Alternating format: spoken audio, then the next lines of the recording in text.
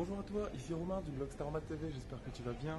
Alors je te fais une petite vidéo depuis le cinéma Beaumont de Rennes, tout simplement parce que j'ai vu très récemment un film qui m'a inspiré avec un ami et je vais t'en parler.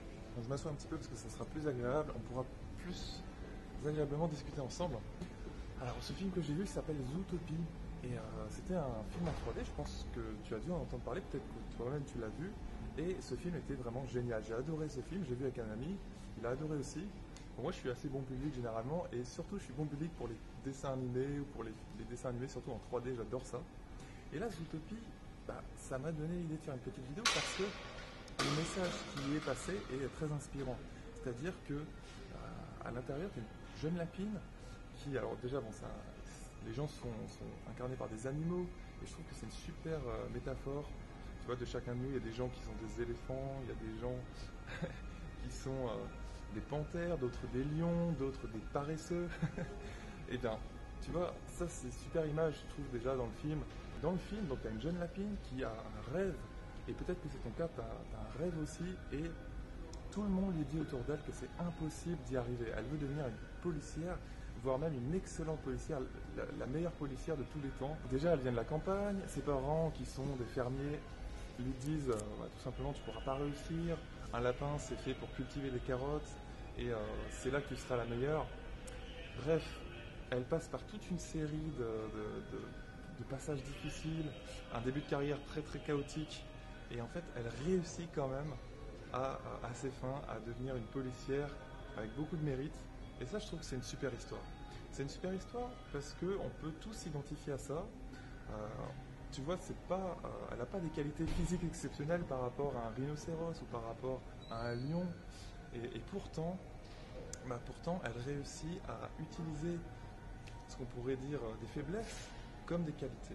En fait, elle utilise sa petitesse comme son agilité. Elle transforme ça en agilité. Et ça, c'est possible partout, notamment en mathématiques. Pour progresser en mathématiques, pour progresser dans n'importe quel domaine en fait en général.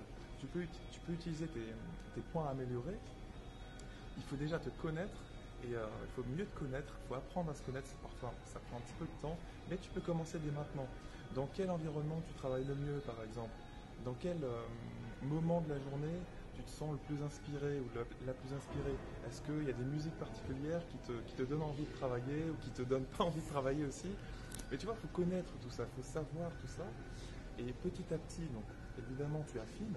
Et ça te permettra vraiment de prendre les meilleurs chemins possibles pour t'améliorer. Voilà.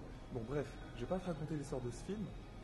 Je trouve qu'elle est géniale, notamment il y a une scène qui m'a tellement fait rigoler, c'est l'histoire des employés à la poste